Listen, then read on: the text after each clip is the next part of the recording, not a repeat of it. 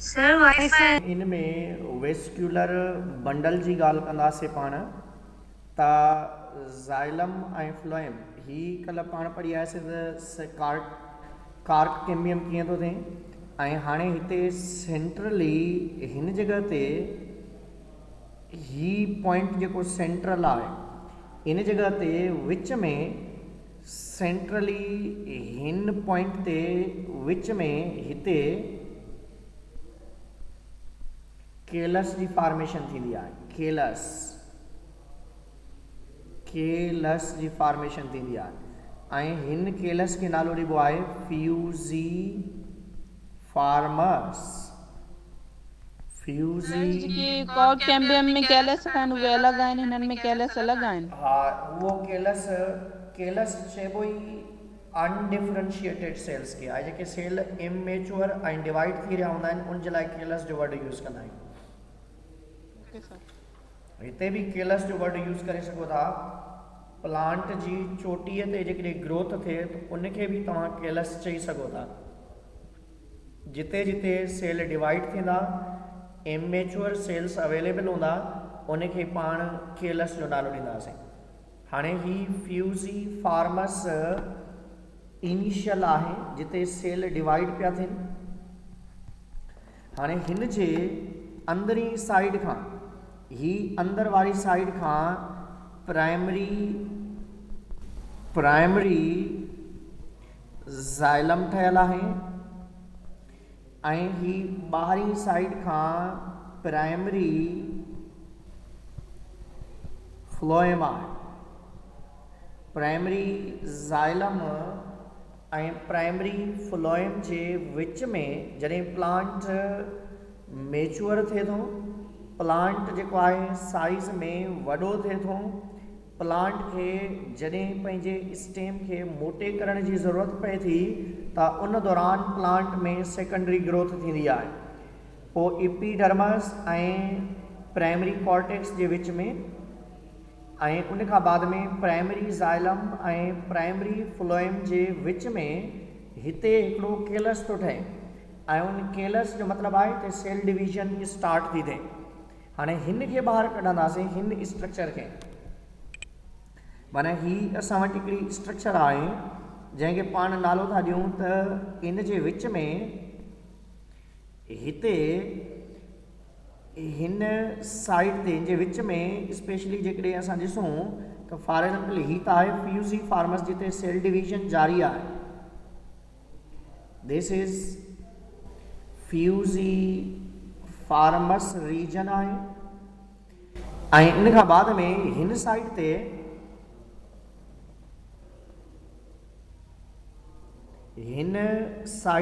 हिते जेके सेल ठहिया हूंदा, हिन साइड ते हिते जेके सेल ठहिया हूंदा दैट नोन एज सेकेंडरी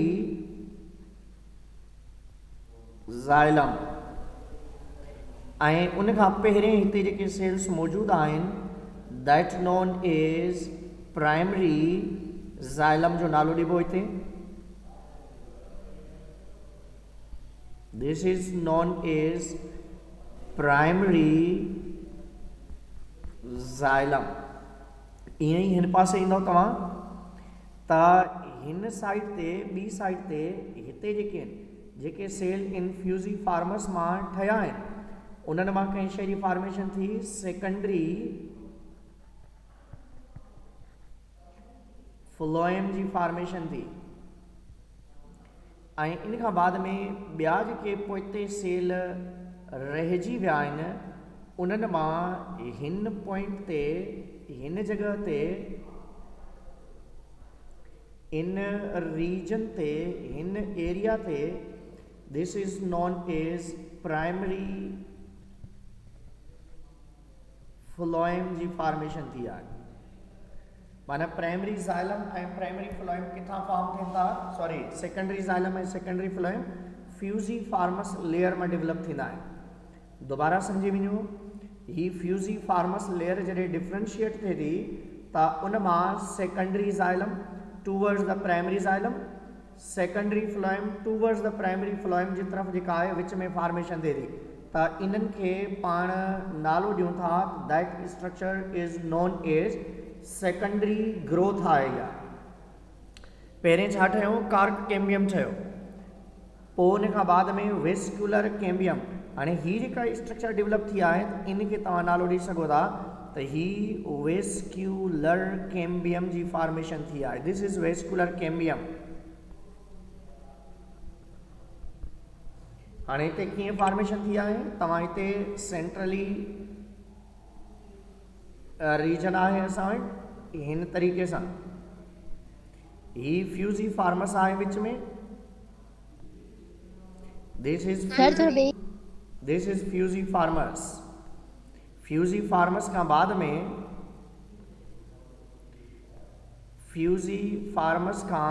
में पहिरें हिते फॉर्मेशन थी प्राइमरी सेकेंडरी ज़ाइलम जी, पोइ उन खां बाद में हिन जगह ते मौजूद आहे प्राइमरी ज़ाइलम। ऐं ईअं ई तव्हां हुन पासे बि ठाहे सघो था, ही सेकेंडरी ज़ाइलम आहे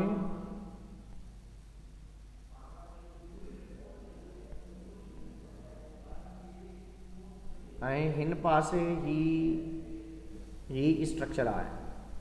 अहिड़े तरीक़े सां अरेंजमेंट थींदी आहे। एंड दिस इज़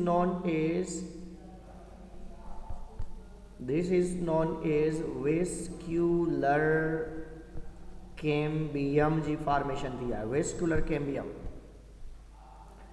क्लियर बाबा? कल पाण पढ़ी आयासीं त हिन जगह ते एपिडर्मस सर कैम्बियम ऐं बंडल में डिफरेंस कहिड़ो आहे? कैम्बियम सेकेंडरी ग्रोथ चवंदा न, बाक़ी वेस्कुलर बंडल्स जो ई नालो ॾिबो आहे। पहिरें एपिडर्मस आहे, ही कल पढ़ियासीं। एपिडर्मस खां बाद में ही सेकेंडरी कॉर्टेक्स आहे ऐं ही प्राइमरी कॉर्टेक्स आहे ऐं उन खां बाद में ही प्राइमरी फ्लोएम आहे ऐं हीअ जेको आहे सेकेंडरी फ्लोएम आहे ऐं हिते ही सेकेंडरी ज़ाइलम आहे ऐं ही सेकेंडरी फ्लोएम प्राइमरी फ्लोएम आहे। त अहिड़े तरीक़े सां इन जी अरेंजमेंट हूंदी अथव। प्राइमरी ज़ाइलम ऐं प्राइमरी फ्लोएम जे विच में कंहिं शइ जी फॉर्मेशन थींदी आहे, सेकेंडरी ज़ाइलम ऐं सेकेंडरी फ्लोएम जी। ऐं ईअं जीअं सेकेंडरी ज़ाइलम ऐं सेकेंडरी फ्लोएम जी साइज़ वधंदी, प्लांट गिर्थ में मोटापे में इंक्रीज़ थींदो आहे। जंहिंखे पुछिणो आहे पुछी वठो।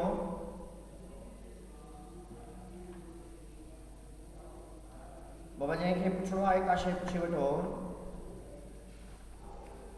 वेजिटेटिव सेल छा हूंदा आहिनि?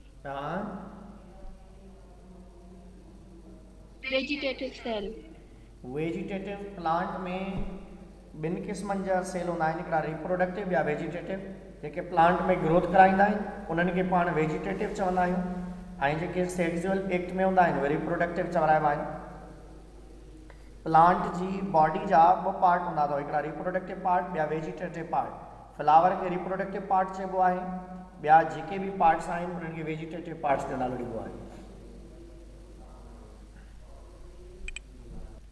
प्लांट में सालाना रिंग डेवलप थींदियूं आहिनि ऐं उहे रिंग्स जेके आहिनि एन्युअल रिंग चवराइबियूं आहिनि। प्लांट जी बॉडी जे अंदरि प्लांट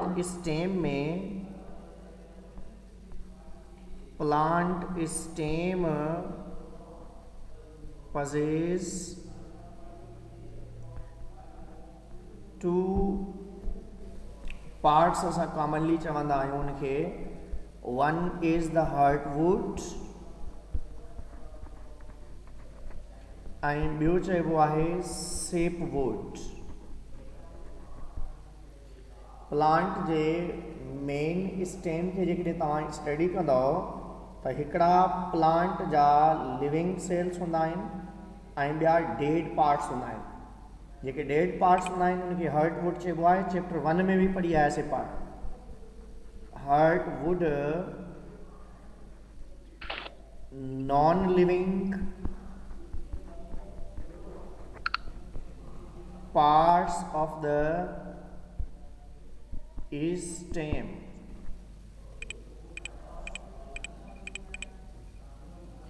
स्टेम जा जेके नॉन लिविंग पार्ट्स आहिनि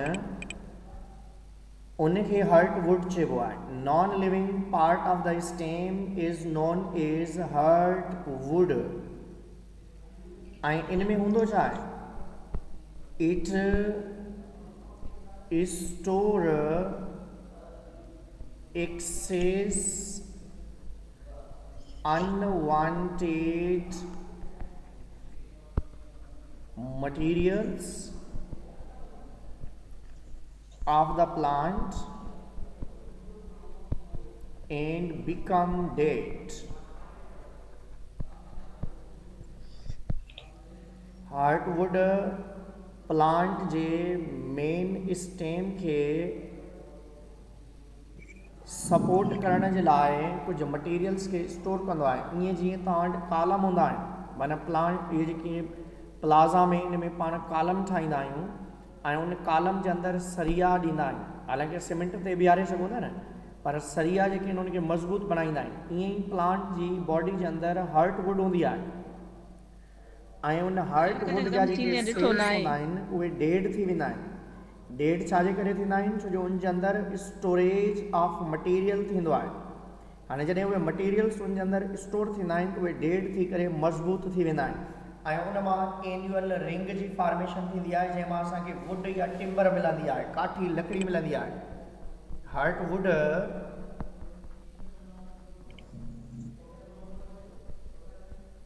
become hard part of the stem that form timber or we can say wood।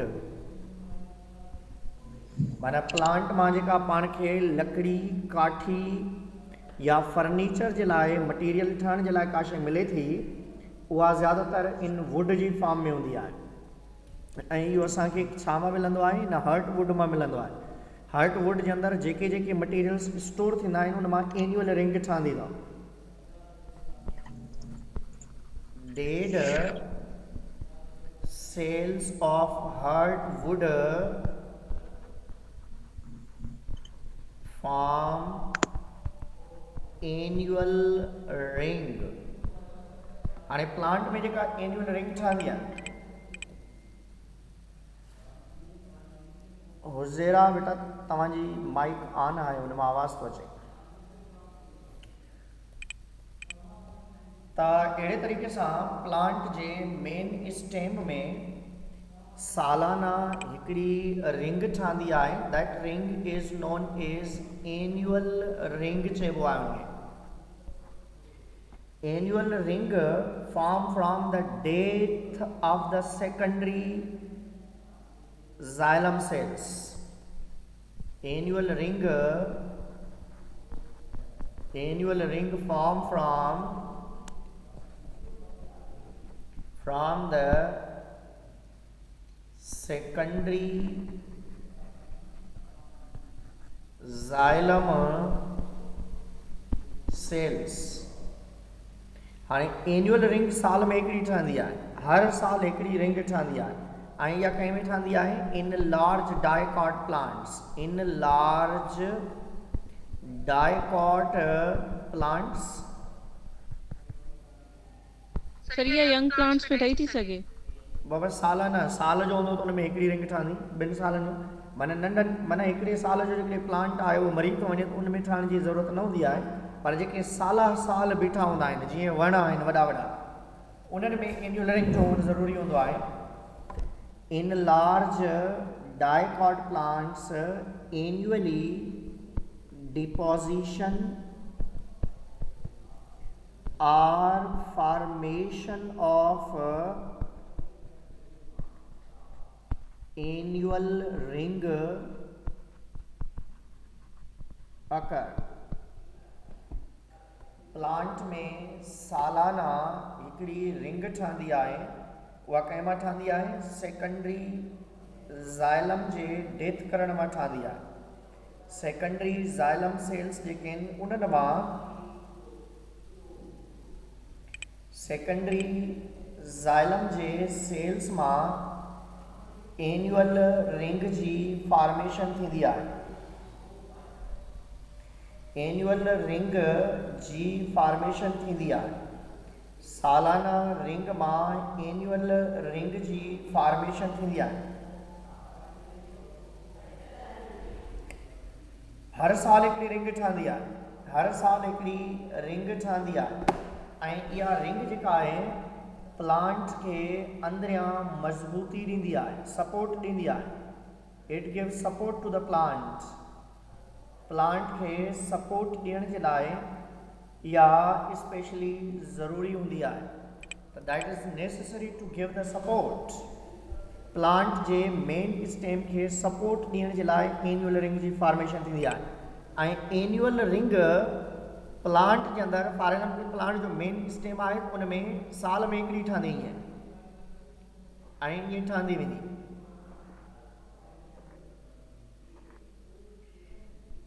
This is a annual ring. हिन एनुअल रिंग खे count करे असां in plant ji age खे बि मालूम करे सघूं था। जेकॾहिं एनुअल रिंग ॾिसंदा न, इन एनुअल रिंग जा ॿ पार्ट हूंदा अथव। हिकिड़ो हूंदो आहे आउटर ऐं ॿियो हूंदो आहे इनर ज़ोन हूंदो आहे हिन जो। One is the inner zone, माना इनर पार्ट आहे, that known is spring would.